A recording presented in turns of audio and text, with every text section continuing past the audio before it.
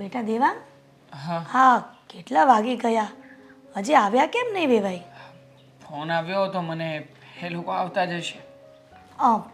ફરી ફોન તો કરી જો, ક્યાં પહોંચ્યા? કરું છું હમણાં થોડી.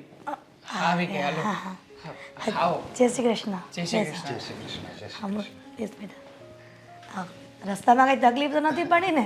ના ના, કંઈ તકલીફ નથી પડી. અમે તમારું ઘર એરિયામાં જ છે ને, કંઈ બહાર તો નથી. હા, એ વાત સાચી છે, પણ અત્યારે શું કહેવાય કે આ ટ્રાફિકનો માહોલ હોય એટલે કદાચ મોડું થઈ જાય. હા, તો વેવાઈ તમને એટલા માટે ફોન કરીને બોલાવ્યા કે હવે લગ્નની તારીખ લઈ લો ને તો સારું. લગ્નની તારીખ આપણે મેં અત્યારે જોવરાયું છે. આવતી 15 તારીખે સારી છે તારીખ. આમાં શું છે કે મારી દીકરીની સગાઈ થઈને 2 વર્ષ થઈ ગયા. હવે એમના સસરાવાળા પણ ઉતાવળ કરતા હોય ને, અને સગાઈ કેટલો સમય રાખે? આ 2 વર્ષ એટલે વધુ જ કહેવાય. ના ના, તમારી વાત બરાબર છે. તો હવે આ 15 તારીખે આમે તિથિ સારી છે અને લગ્ન માટે એ સારો દિવસ છે. પણ પપ્પા આવતી કંઈ 15 તકલીફ જેવું છે તો ચેન્જ કરીએ ને ડેટ. એમાં શું વાંધો છે? હા બેટ, ના ના, ચેન્જ કરવાની ક્યાં જરૂર છે? આપણે હજુ 15 દિવસ છે આપણી પાસે. પણ પપ્પા આપણે દીકરીવાળા છીએ ને, તો તૈયારી પણ આપણે વધારે કરવાની હોય. તમારે પણ તમારી મોટી દીકરીની તૈયારી બધી કરવાની હશે. અને પ્લસ હા, સમજી ગયા છીએ તમારી વાત. એમની વાત બરોબર છે મમ્મી. આટલા ઓછા સમયમાં હા લગ્નનું કેવી રીતે ગોઠવી શકાય? થોડો વધારે સમય રાહ જુઓ ને, મતલબ કે નેક્સ્ટ યર. અને તમારે તો 2 લગ્નની તૈયારી કરવાની ને, એક તમારા ને એક તમારી બેનના. હા સાચી વાત છે. અરે પણ શું સાચી વાત છે બેટા? આ તને ખબર છે ને આ મોટી બેનની સગાઈને કેટલા વર્ષ થઈ ગયા? હા, 2 વર્ષ થયા પછી વેવાઈ કેટલું ખમે? અને આપણે હવે સારું ન લાગે ને આટલો સમય રાખીએ સગાઈ તો. આ તો શું કહેવાય કે આપણે એક ખર્ચે 2 કામ પતી જાય. અરે પણ પછી જો આ 15 તારીખે લગ્ન ન કરીએ ને, થોડી આવતા વર્ષની 15 તારીખે લગ્નનું મુહૂર્ત છે. આ ટાઈમે જો મમ્મી, આ બધી બાબતમાં આપણને સમય જોઈશે. આ બધું થોડું તાત્કાલિક થઈ જવાનું છે. તમે એગ્રી છો ને આવતા વર્ષની 15 તારીખ માટે? હા, પરફેક્ટ. પણ બેટા આવતા વર્ષની 15 એટલે તું, તને ખબર છે ને હા 12 મહિનાના અઠવાડિયા કેટલા આવે ને દિવસો કેટલા આવે? તું કેમ નથી સમજતો? તને ખબર છે ને આ મોટી બેનના સસરાવાળાએ શું કીધું છે કે જેમ બને ને તેમ જલ્દી તમે ગોઠવો કે તારીખ. ઠીક છે. હા, તમારા વડીલોએ જેમ ગોઠવવું હોય ને જેમ સમજવું હોય એમ સમજો. હા, હું હવે કંઈ નહીં બોલું. તો હવે ભાઈ હવે તમે જ કહો કે આ 15 દિવસમાં એડજસ્ટમેન્ટ ન થાય? જો 15 દિવસમાં એડજસ્ટમેન્ટ થાય તો વધારે સારું. પણ નહીં ફાર્મ મળે, નહીં કોઈ જગ્યાએ આપણે બુકિંગ કંઈ નથી કરાવ્યું તો કેવી રીતે બધું ઓકે થશે મમ્મી? તમે વાત કેમ નથી સમજતા? થોડો વધારે સમય લઈ લો. 2-3 મહિના પછીની તારીખ આવતી હોય તો એ જોવરાવી લો. જો એવાય લગ્ન કરવા હોય ને તો આ મહિનાની 15 તારીખ અથવા 2025માં ડિસેમ્બર મહિનાની 15 તારીખે. બાકી વચ્ચે ક્યાંય લગ્ન નહીં થાય, કારણ કે 15 તારીખ છે ને એ મારા માટે નક્કી છે.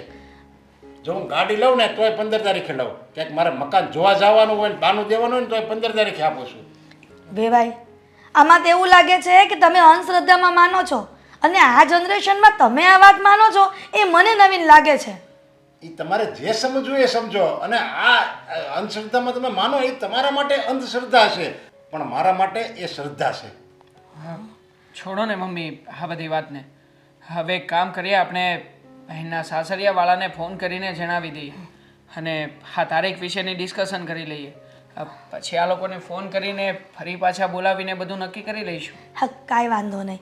પણ હવે ભાઈ આ બધો ખર્ચો છે ને આપણે અડધો અડધો કરી લેશું. નથી તમારે આખો કરવાનો, નથી મારે.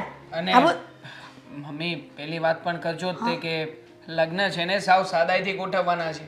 આપણે કોઈ વધારાનો દેખાડો નથી કરવા માંગતા. હા, એ વાત પણ સાચી છે. ખોટું આપણે દેખાદેખી કરવામાં ખોટો ખર્ચો કરવો. મારું એમ કહેવાનું, આપણે બંને વચ્ચે એક ફાર્મ બુકિંગ કરી લેવો, બેના લગ્ન એમાં થઈ જશે અને કેટર્સ વાળો એક જ હશે. અને તમારા સંબંધીને તમે ત્યાં બોલાવી લેજો, હું મારા સંબંધીને બોલાવી લઈ, એટલે 50% ખર્ચો વહેંચાઈ જાય. હા હા અને પીરસવા માટે હું ભવાની ગ્રુપ જે છે ને, ચેરિટેબલ ટ્રસ્ટ ભવાની ગ્રુપ, એ લોકોના માણસોને બોલાવી લઈ. હા હા મમ્મી, હા ભવાની ગ્રુપ તમે નથી ઓળખતા? ના બેટા. મારા કોન્ટેક્ટમાં જ છે. એ લોકો છે ને અત્યારમાં અલગ રીતની સેવા કરી રહ્યા છે. આ પીરસવા માટે એના બધા લોકો આવે છે અને આપણે જે રીતે બીજાને પેમેન્ટ ચૂકવવાનું હોય છે એ રીતે એ લોકોને રૂપિયા આપી દેવાના. પણ આ રૂપિયા કોઈ બીજી જગ્યાએ નથી વપરાતા. હા લોકોની સેવા માટે, મદદ માટે. અને હા ખાસ તો હા જ્યારે લગ્ન પતી જાય ને પછી વર વધુને ઘાસચારો નાખવા માટે અને અલગ પ્રકારની, અને આ લોકો દ્વારા અલગ અલગ સેવા, દાન દક્ષિણા, અને હા લગ્ન પતી જાય ને પછી વર વધુના હાથે ઘાસચારો નખાવવામાં આવે છે. તો મમ્મી આપણે આપેલા રૂપિયા સેવામાં જ વપરાઈ રહ્યા છે ને, તો પછી આ જ કરાય. હા બેટા, આ વાત તો મારા મગજમાં જ ન આવી. બહુ સારી વાત કરી, પણ આપણે ત્યાં જવું પડે ને પાછું. ના એ મારા એવું જરૂરી નથી કે તમારે ત્યાં જવું જ પડે ઘાસચારો નાખવા. જો તમારા સમયની અનુકૂળતા હોય તો તમે જઈ શકો છો, અને જો ન જવાનું હોય, તમારે એમ લાગે હવે સમય નથી, તો તમારે કહી દેવાનું ભાઈ અમે નહીં આવી શકીએ. એટલે આપણે નીરના પૈસા આપી દે તો હાલે ને આમ નામ? હા, તમારે હા, નીરના મમ્મી, હા. પૈસા નથી દેવાના. તમારે ત્યાં જે કામ કરવા આવે છે, પીરસવા આવે છે, ભવાની ગ્રુપના જે માણસો આવે એને તમારે પૈસા આપી દેવાના. જે આપણે બહારને આપીએ આપણે એને આપી દેવાના, પણ આપણા પૈસા સેવા કાર્ય, હા બસ. હા સેવા કાર્યમાં જ વપરાઈ રહ્યા છે. એટલે ચિંતા કરવાની કોઈ જરૂર નથી. તો આ વાત સાથે હું એગ્રી છું. હવે બાકીનું બધું આપણે હા બેનના સાસરિયાવાળાને ફોન કરીને જણાવીએ ને પછી નક્કી કરીશું. નહીં, આ ભવાની ગ્રુપનું તો તમારે નક્કી કરવાનું જ છે, કારણ કે મારે તો એને જ લાવવાના છે. અરે એ તો ફાઇનલ છે. હું પણ ઓળખું છું અને મારો મિત્ર પણ છે આ ભવાની ગ્રુપમાં. એટલે ચિંતા કરવાની કોઈ જરૂર નથી.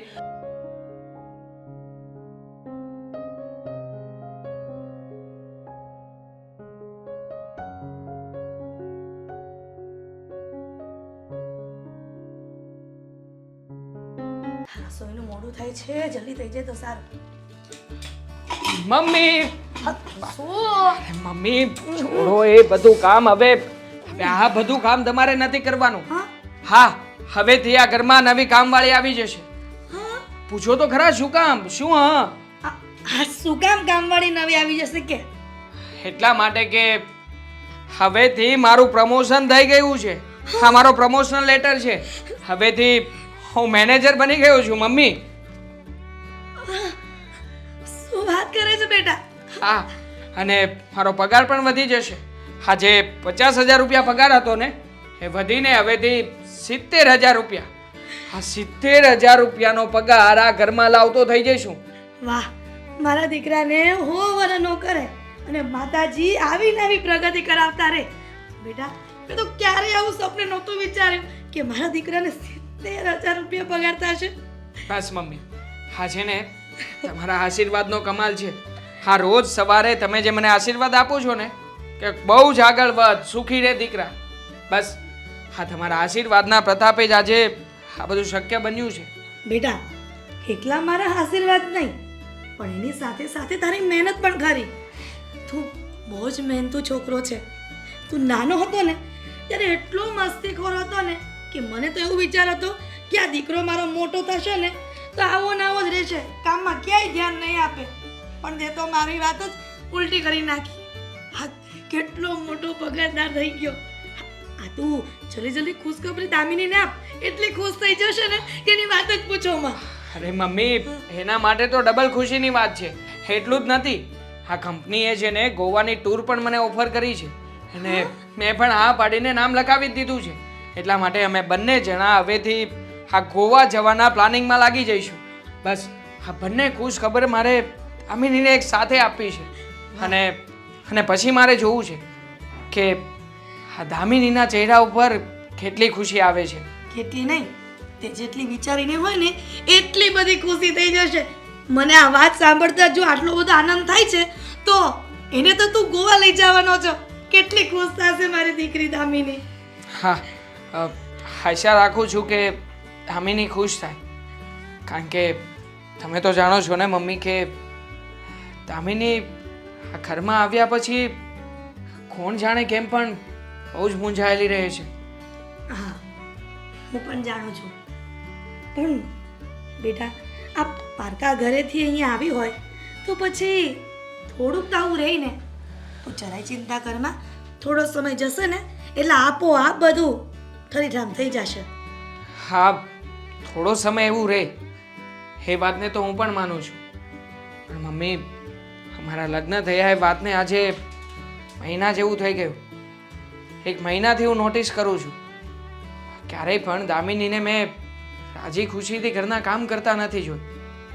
બસ પોતે મૂંઝાઈને પોતાના રૂમમાં બેસી રહે છે, અને એને જો આપણે કારણ પૂછીએ તો કહે છે કે કંઈ નહીં, મને કંઈ નથી થયું, હું તો બસ મારા વિચારોમાં ખોવાયેલી રહું છું, એટલા માટે આવું છે.